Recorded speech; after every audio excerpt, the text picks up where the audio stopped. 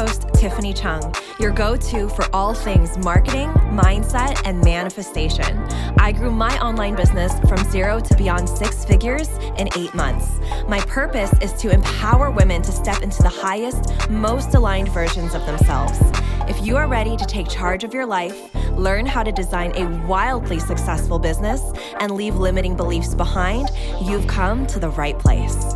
You will learn the actionable tips and step-by-step strategies on money, manifestation, and social media. It's time to step into your role as boss, to raise your vibration, and tap into your unlimited potential today. Welcome to the Social Reset Podcast.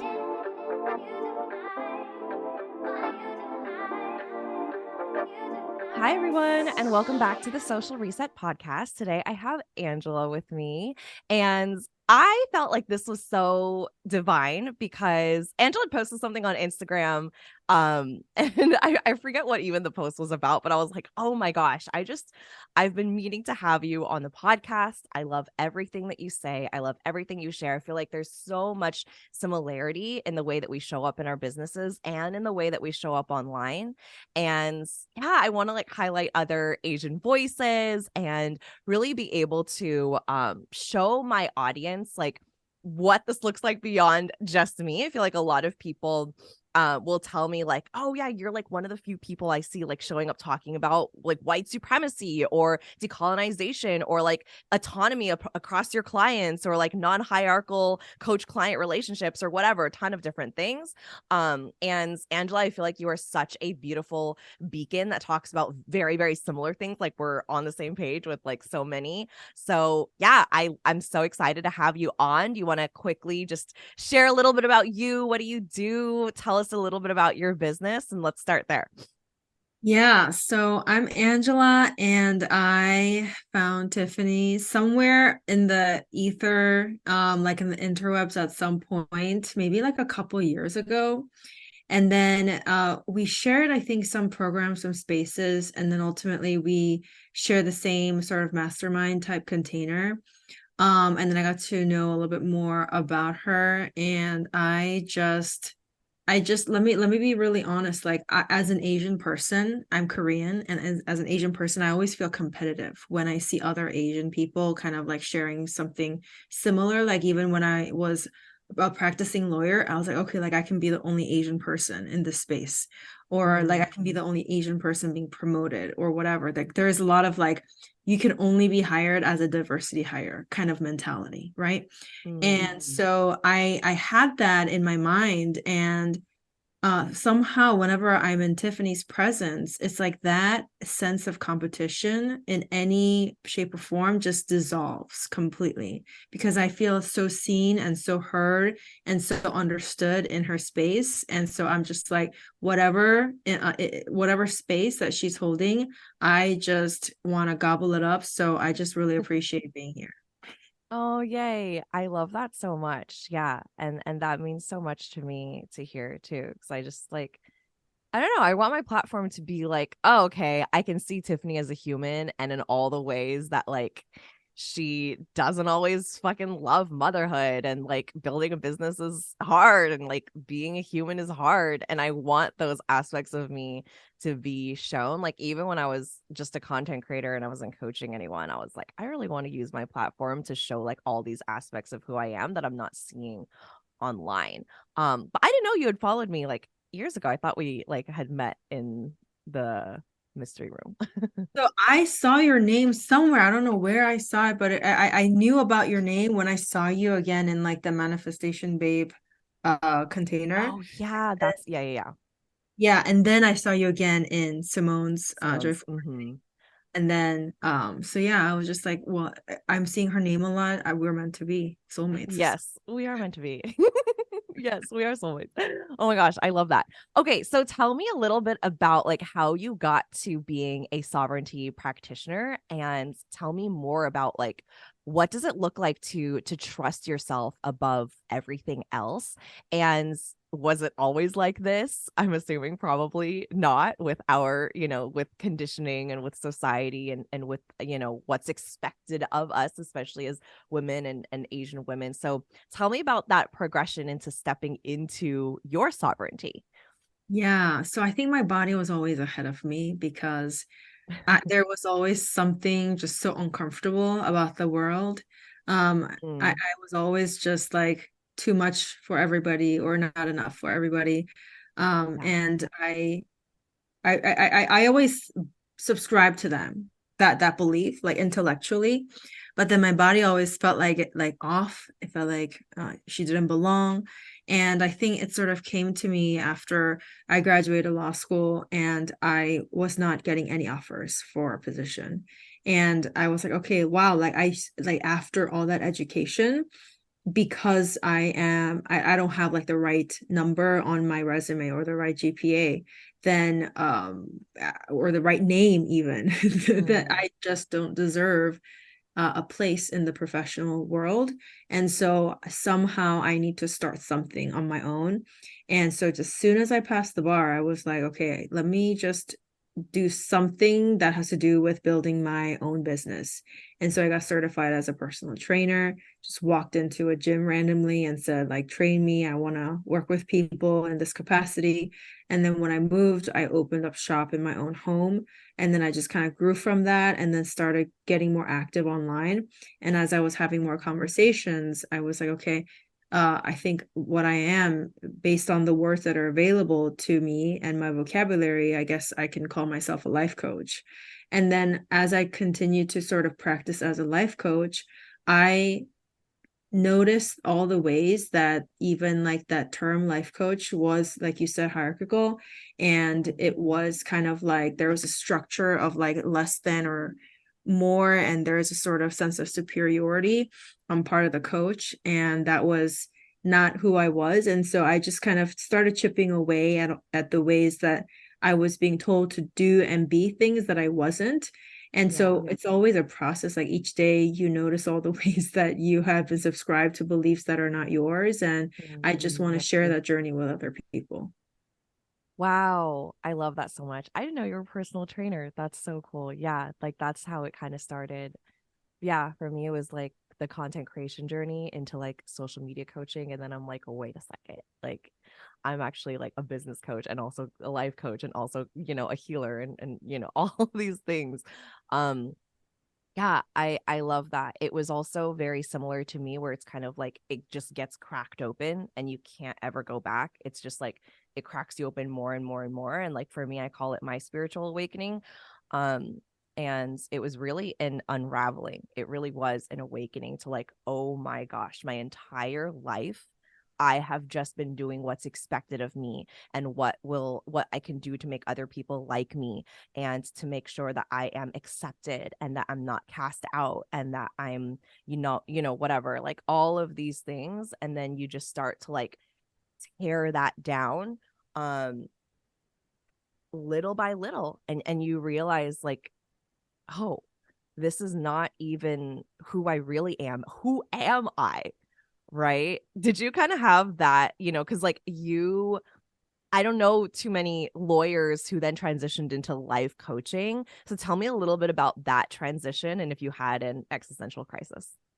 Oh yeah. I mean it was pretty much like a quarterly crisis, if not more frequent. But so I passed the bar in 2017, at the end Mhm. of 2017. And so I knew I was building something. I knew I was exercising sort of like the business muscle, the marketing muscle. And I just kind of was learning from all these people that didn't look like me or think like me.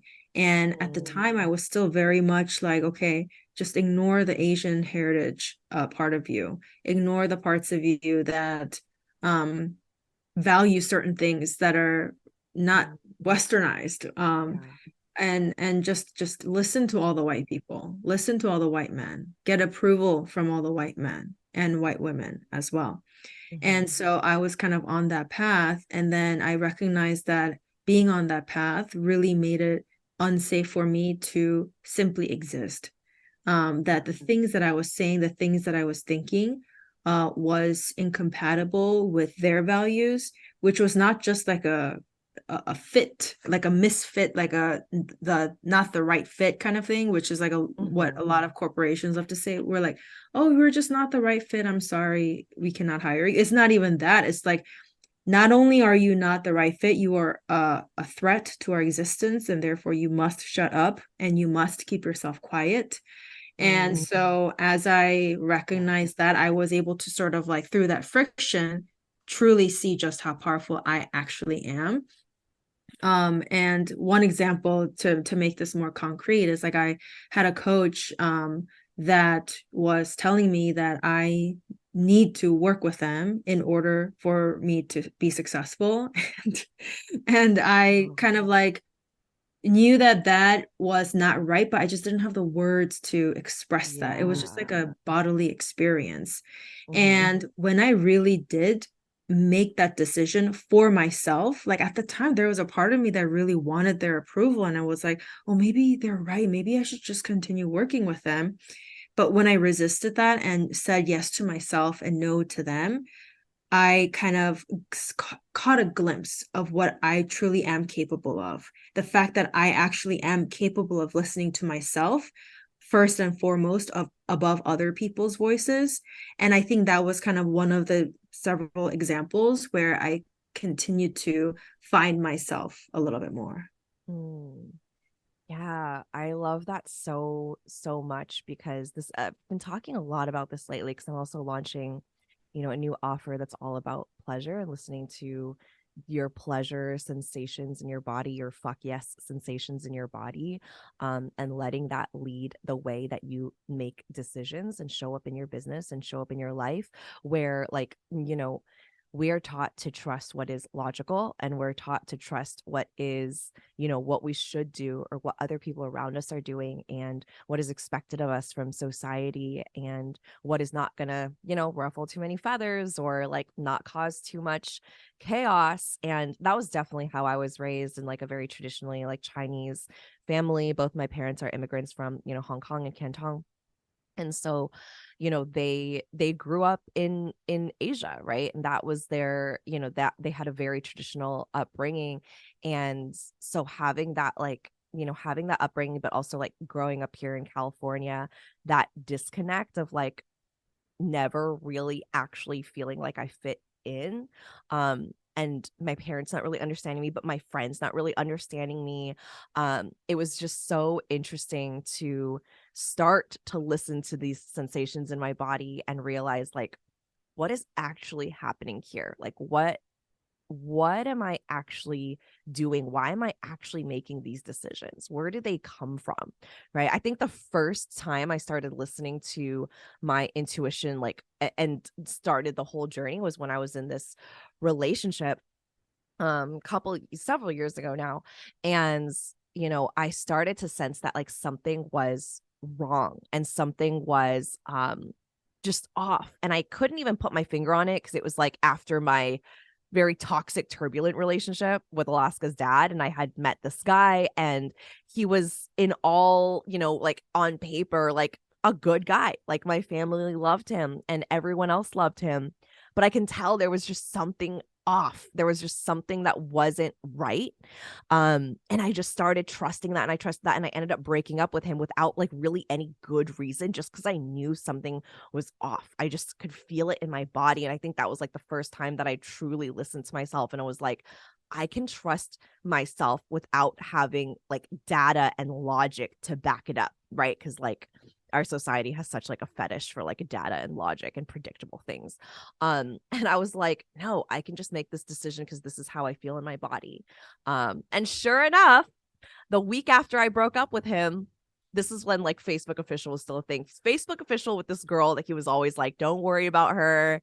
She was a fucking like coworker. And a couple months later, they're like pregnant and getting married. Right. And I was like, wow, my body knew. I didn't know exactly what exactly, like, I didn't know that it was all that, but I had a feeling. Right. And there was nothing to tell me. There was nothing that was actually going wrong in the relationship. I just knew it. And I was like, okay, intuition and trusting my energy is a thing. And I need to take this more seriously. Yeah. Yeah, so true. It's like such a great example of how skilled we are at the invisible labor. Like, Mm, um, just to kind of simplify for a quick second, like in the sort of heteronormative cisgendered world, men are typically kind of praised and cheered and congratulated and pushed to show physical labor. That is the sign of their strength. So they're only really focused on putting in labor that is visible to everybody else. And so it's just like, I'm just doing all the right things. You can see how right I am and how, powerful and physical and strong I am in all of these ways that you can see. mhm. And so women are not recognized for all of the internal work that they are doing. And because women are doing so much internal work and having the antennas and having that intuition, it's so invisible. It seems like women are just being emotional or just being unreasonable. But in Yeah. reality, they are tuning into the truth at a higher frequency. And so it's almost like our capacity our capacity and skill in performing that emotional labor is just so powerful. And Mhm. every time we use that, we get to reinforce the power that we do have and the value that we do bring to the order of things. I love that so much. And yeah, it just, goes back to like how we live in such a patriarchal society where so many things that men get praised for, and absolutely like that physical, you know, like aspect or attributes of men. And like, we are seen as like, oh, she's just being hysterical. She's being emotional. She's on her period or whatever, right? It's like we have been raised to innately essentially hate women and look down upon women, and the way that like a woman's, intuition too is like such a real and to me like it's so intangible but like feels tangible sometimes is such a thing. And yeah, we're just taught to trust like male voices and masculine systems, right? Whereas, like, you know, even in like corporations, and we see this in the business world too, which is something that I'm like actively trying to dismantle, is like it has to be linear and it has to follow logic. And when you make decisions in your business, they have to be these like, permanent, like upheld, decisions that are based in like predictable and profitable margins or whatever, right? You have to like track this thing in order to make a decision.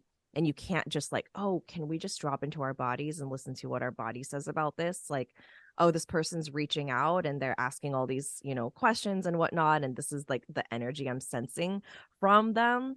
Can I just trust that like they're not an aligned fit, even though there's nothing wrong on paper, right? Like, hustle culture and productivity culture would be like, no, take that client. You need the money. That's how your business grows. Don't like, there's just so many things that I'm just trying to like break down, especially for my students, for my clients, that it doesn't have to look that way, and it doesn't need to look like how we're meant to make decisions. It can just be led by trusting yourself, you know? Mhm. Yeah. And Yeah. it's we've been made to feel that trusting ourselves is a weakness because the people saying that it's a weakness think it's a weakness because they don't know how to trust.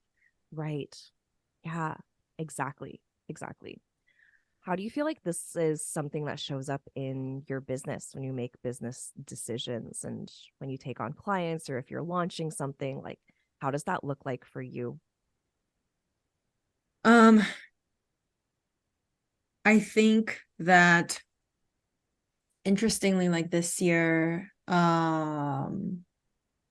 I feel like it's kind of all sort of a lot of things are I can't even describe. My words fail me a lot these days because the Same. English language is so insufficient to Yes. describe the very complex sort of like fluidity, like you said, of the things that happen.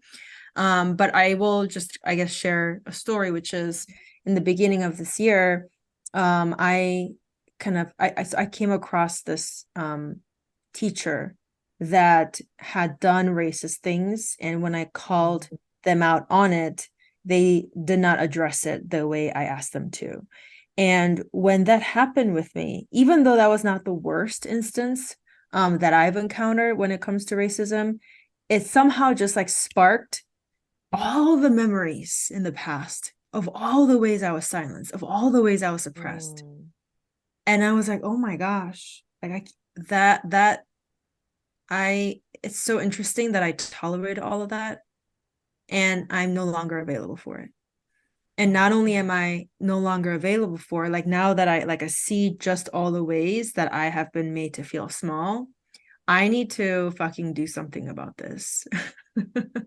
I need to really talk about all the ways that we are blind to our the way our ignorance actively harms other people and the planet, which is like as inhabitants of the planet, how everything is related is not just like being kind to other people. It's also the way we are ignoring how we are hurting and how we are harming the our environment. Like for example, the fact that we like even when we vote and when we vote for people that are saying things and doing things that are inconsistent with preserving the planet, we're actively killing the planet, for example.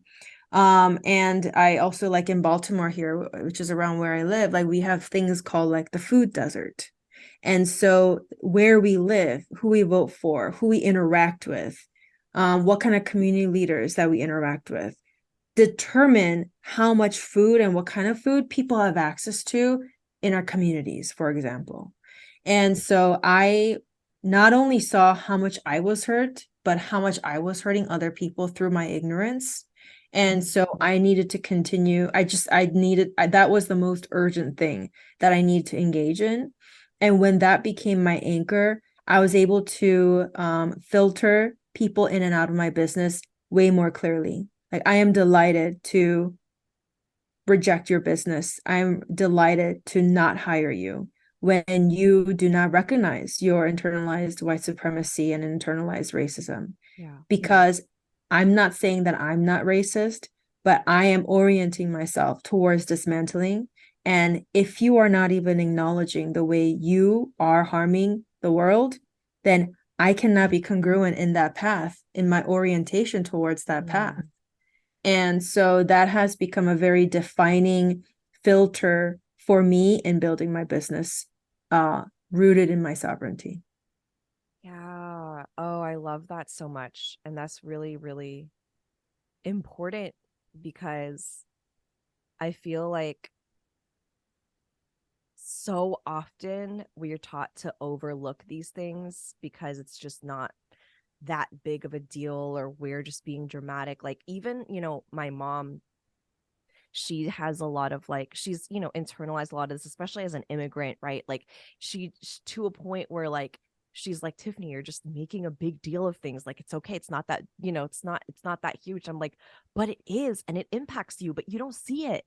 And I get so frustrated with her sometimes. My dad's different. My dad sees it. He's experienced so much racism climbing the corporate ladder because he's a partner now, at his firm.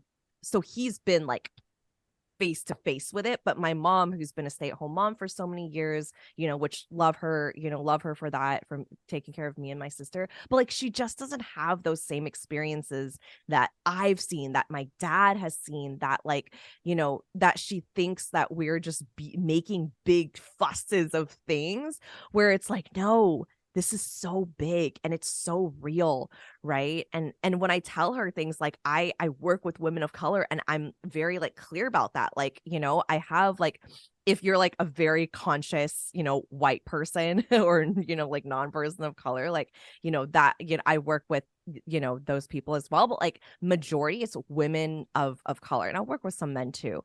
But she's like, don't you think you're going to exclude people? Like, what are people going to think? I'm like, I'm kind of okay with like intentional exclusion, right? My business is not here to serve every single person on the planet.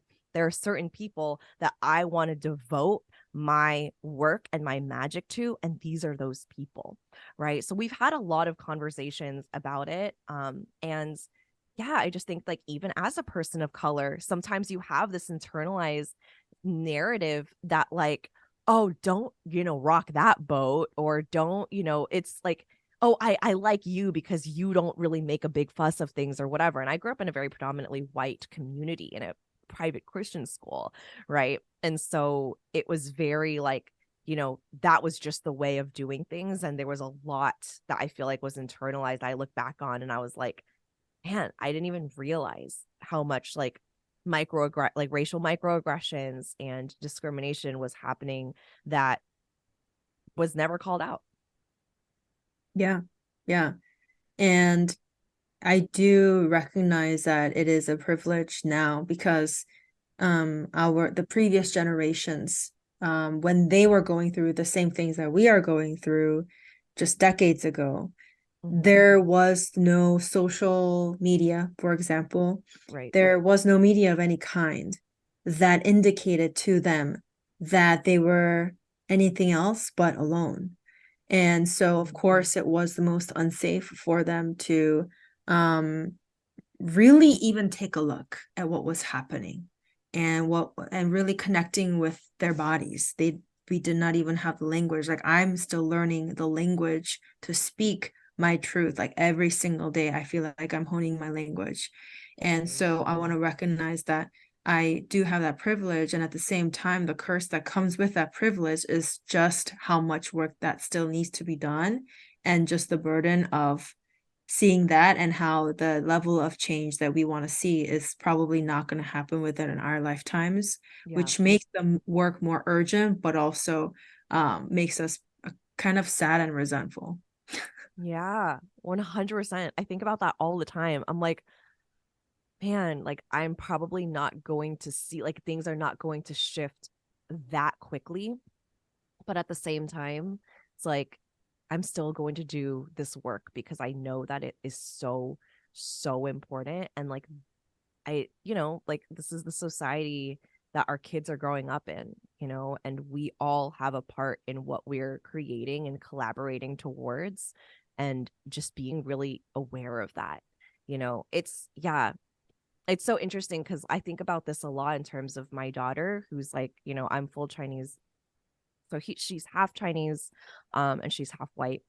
And there's just a lot that I feel like you know, try to have these conversations with her dad, and it's like I can see that sometimes he'll try to grasp, but like he'll never fully understand what it means and what it looks like and what the experience is of an Asian woman. And like she looks Asian, she doesn't look white, right? She is not like a white passing child. She looks like me, you know?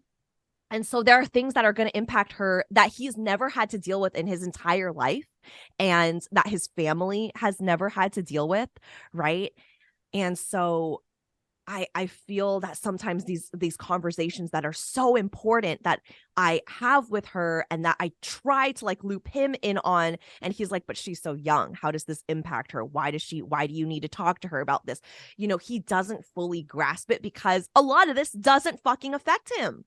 Right. And like, this is, no shade towards him. He's a great dad, but it's just like, there are things that he just won't understand. Right. And so I feel like sometimes I'm just fighting this battle, especially as like a single parent on my own, like fighting for these things and fighting for her like autonomy as a woman that like I'm already raising her on my own. Like we already have separate households, right? Where like I don't tell him what to do, right? When he's parenting her and he doesn't tell me what to do when she's at my house.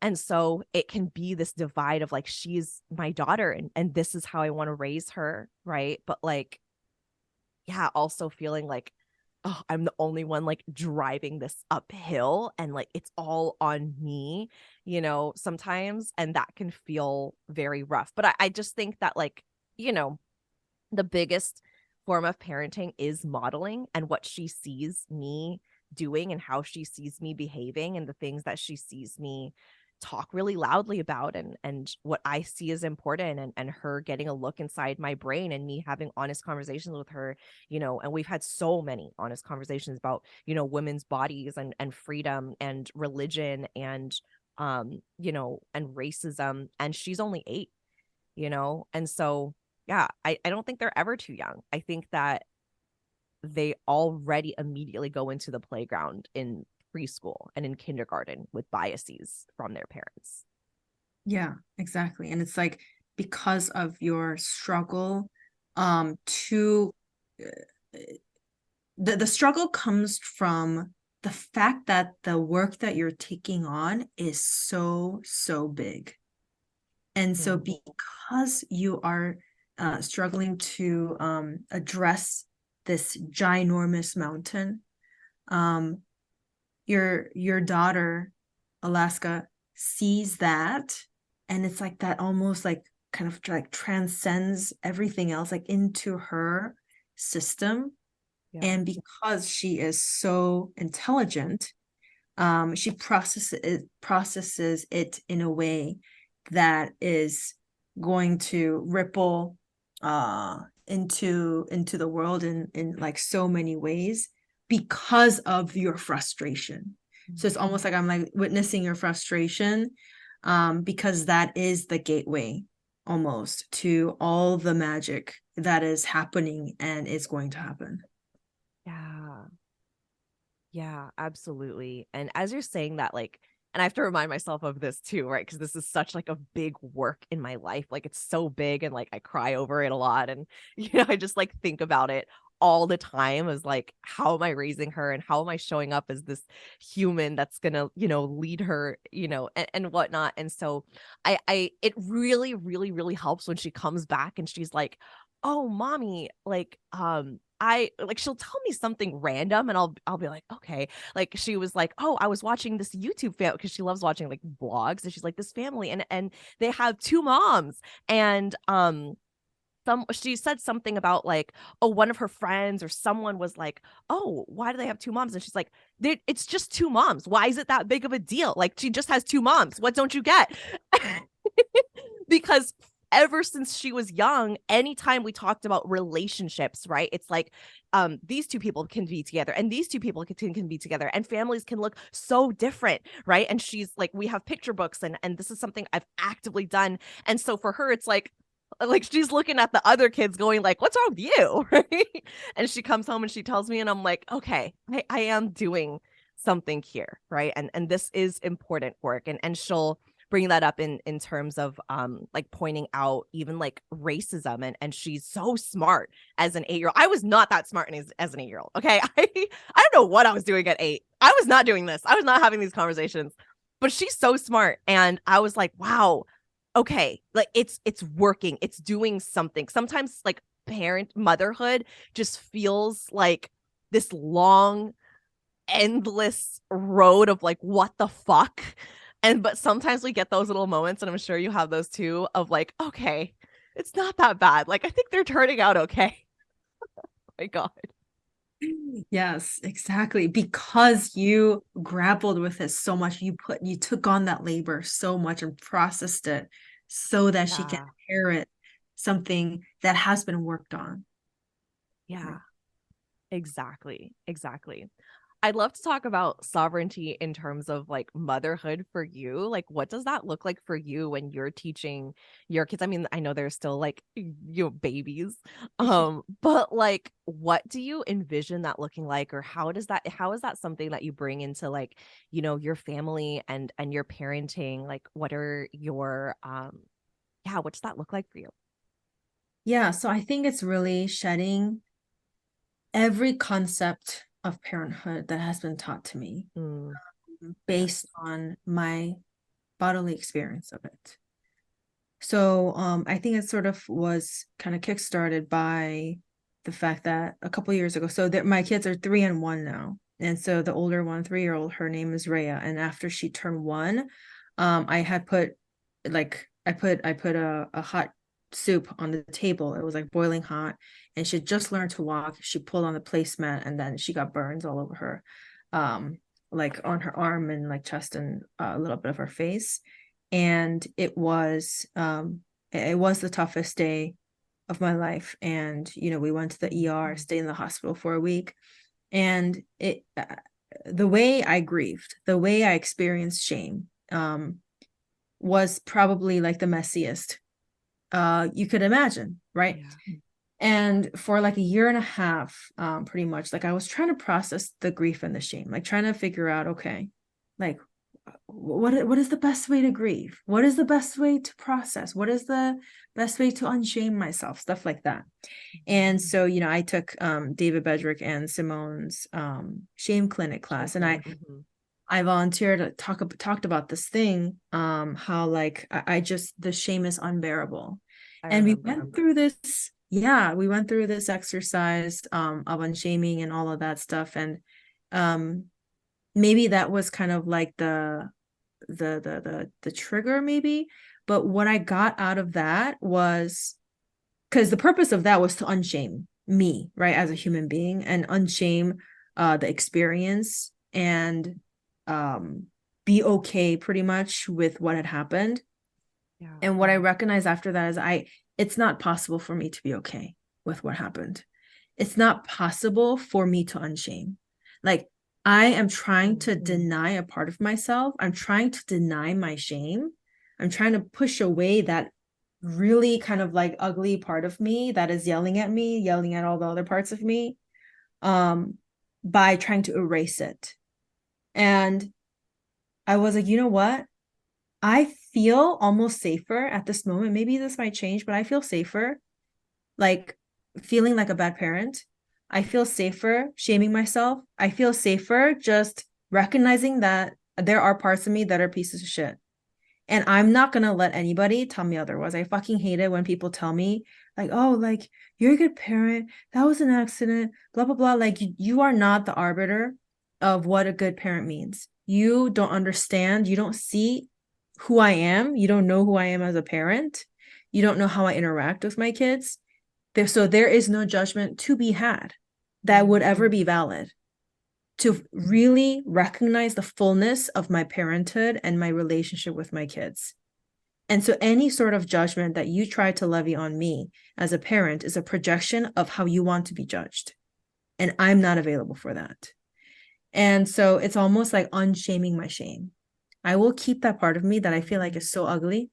I will keep that part of me that everybody says like I shouldn't have. Like, yeah, you should just recognize that you are a good parent, like even when you mess up, blah blah blah blah blah.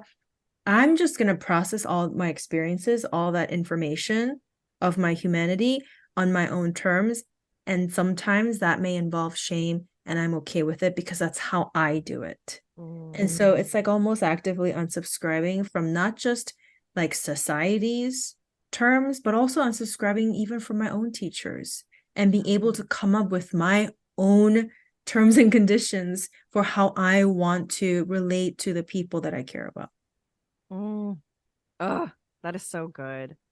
And that's so real. Like I've definitely had moments of that as well, where yeah, like it doesn't help in certain circumstances to just kind of override that with okayness when it doesn't feel okay, right? And like yeah, I think that also brings up the conversation and like coaching and even self-coaching, where sometimes we can gaslight ourselves out of like our actual experiences into like what we want it to look like, or this intentional thing, right? Which like I do, and I self-coach myself on creating intentional thoughts, but at the same time it's like there's some moments that like you can just let be, and that is the experience, and that is okay, right? And I think it's so important, especially as moms, because it's such a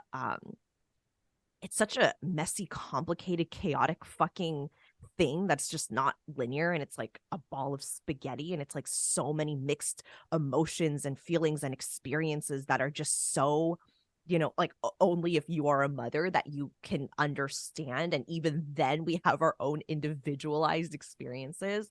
So yeah, I just want to say I see you and I witness you in that, and I have had those moments 100%. And I think it's so much more powerful when you're able to admit that, like, yeah, I'm just going to let this part of me be here.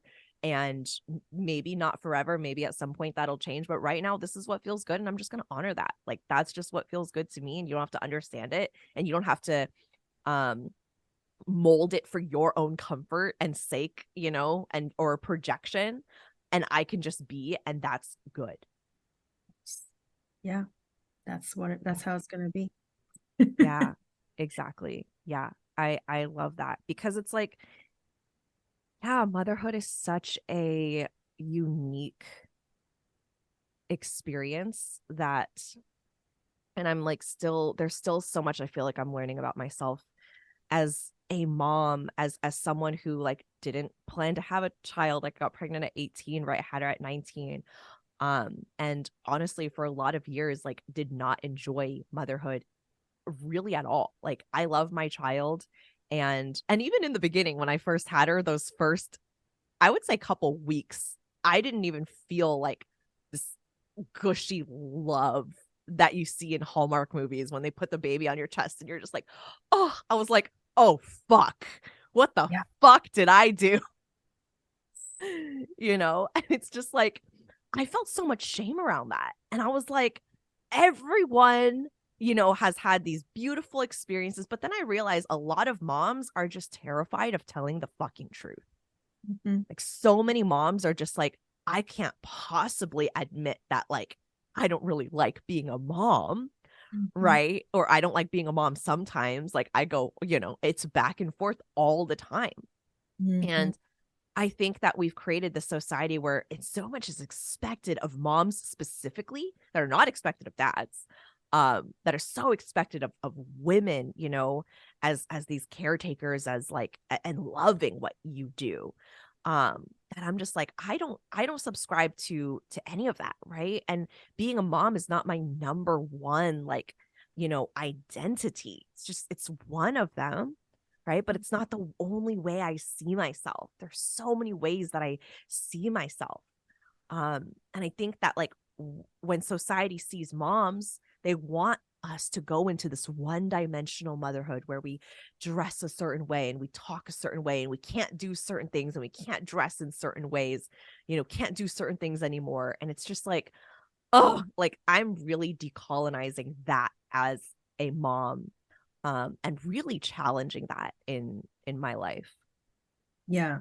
I think any measure of expectation that anybody has on moms is an act of violence. Yeah. Starting with birth, where I just ripped my vagina or my stomach, however you gave birth, Mhm. and I have to wake up every 2 hours. It's not even 3 hours, it's 2 hours because you have to account for all the activity and shit. Literally. Um, and, Mhm. so after destroying my body and destroying my sleep and destroying my entire world, you still want me to perform emotional labor on top of all of the physical labor and force Yeah. me to love and force me to forego taking care of myself and take care of another being, because our physical labor is not sufficient. So, of course, we were always going to think that no matter what we do, we're going to be insufficient. Yeah. And so, any form of expectation put on mothers is an act of violence. And we internalize that, which is understandable because it has been our only safe option for us to buy into that act of violence.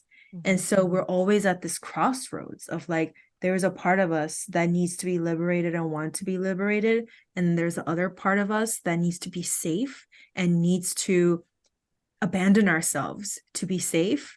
And so again, like our emotional labor, it was already tough, but it's multiplied again because of those expectations.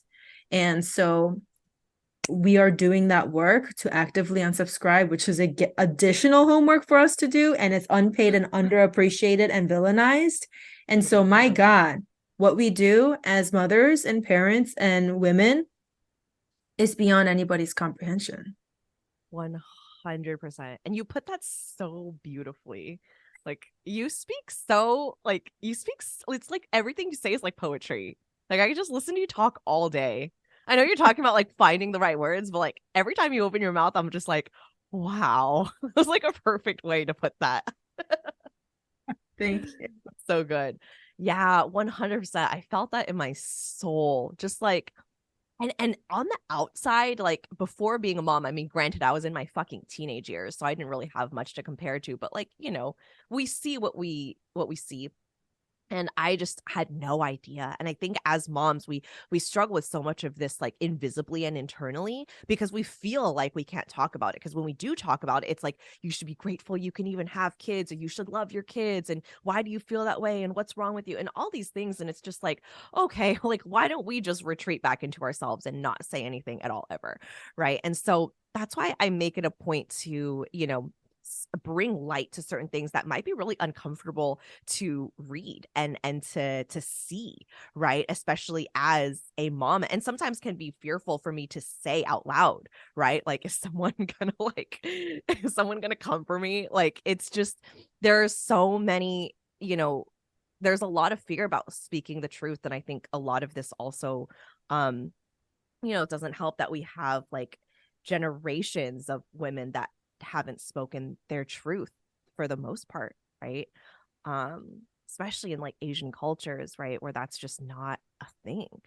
Um, and so yeah, like being loud and being vocal about this is not the norm, and yet it's so important to do so because society doesn't know how to like honor and even support mothers, and I this has become so true to me since I've become a mom myself. So yeah, just bringing this to light and just having these conversations and just like telling people and sharing our experiences and being just truthful about it, I think makes such a difference because you're like, okay, I'm not going crazy, right? We're experiencing this all on some level. And I know the moms that are like, yeah, everything's just so good. And I just love my family and everything's perfect. I like, oh, that you're going through it the worst. Like, I just feel it. You're like coming apart at the seams.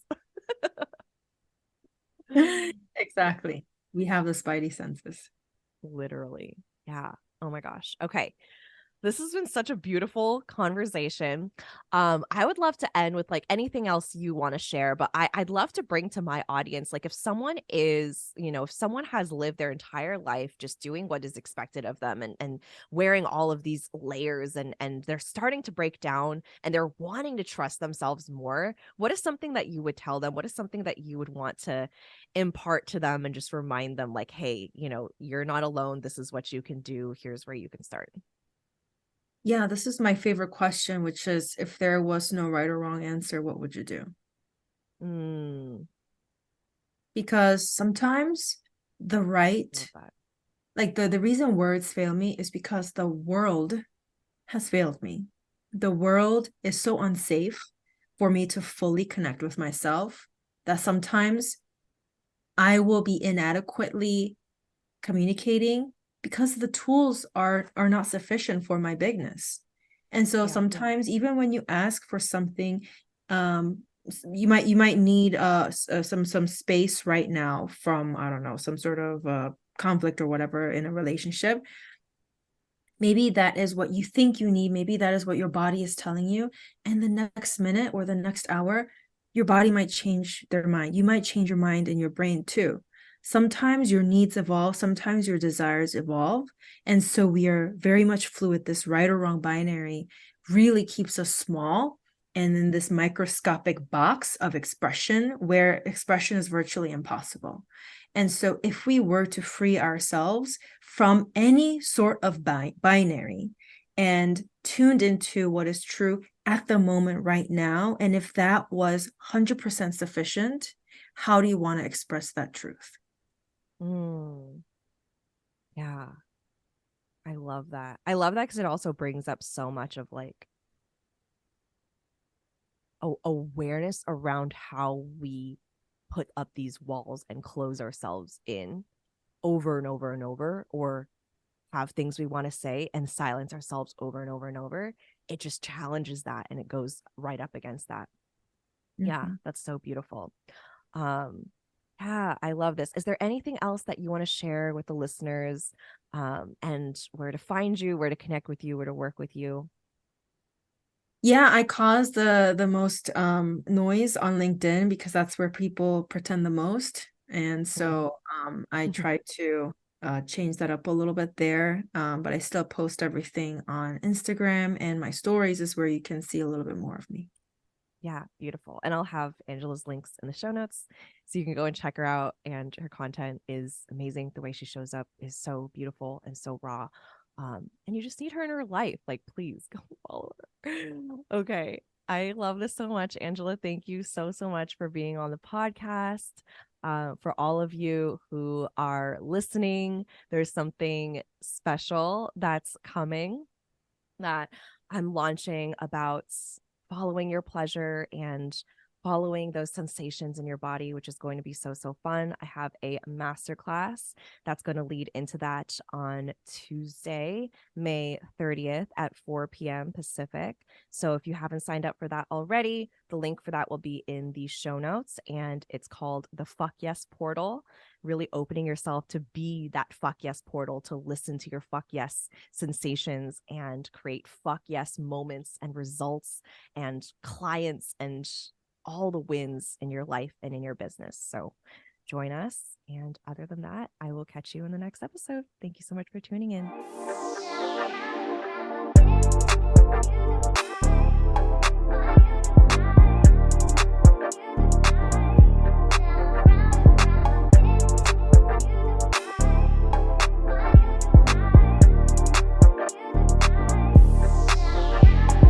Thank you so much for tuning in, and don't forget to subscribe. If this episode resonated with you, please take a screenshot, share it on your Instagram stories, and tag me at tiffanychung.co. I truly appreciate interacting with every one of you. Catch you all on the next one.